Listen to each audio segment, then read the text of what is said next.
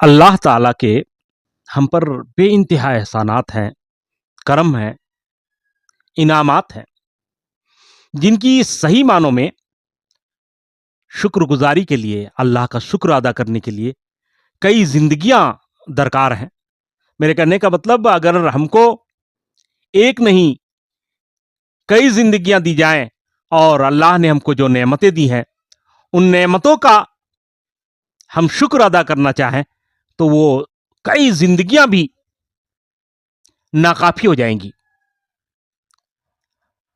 अल्लाह की नेमतें इस कदर हैं कि बज़ाहिर कोई ऐसा शख्स जिसके बारे में हम ये तसव्वुर करते हैं कि उसको कोई भी नेमत नहीं मिली है, उस पर भी अल्लाह तबारक व तआला की बेशुमार नेमतें होती हैं। किताबों में एक बुजुर्ग का वाकया लिखा है जो बज़ाहिर तरह तरह की मुसीबतों में घिरे हुए थे। उनके सर के सारे बाल गिर चुके थे, वो गंजे हो चुके थे, उनकी बीनाई चली गई थी, वो देख नहीं सकते थे। इसी तरह उनके जिस्म पर बर्स के दाग थे, सफेद दाग थे, और उनके हाथ पांव मफलूज हो गए थे, उन पर फालिज का असर था, पैरालिसिस हो गए थे। लेकिन इसके बावजूद वो हमेशा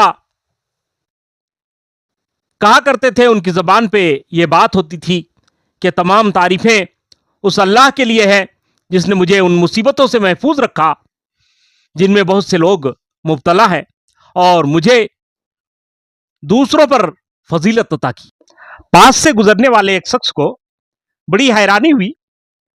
उसने कहा, आखिर अल्लाह तुमको किस मुसीबत से बचाए रखा है और आपको कैसी फजीलत मिली है?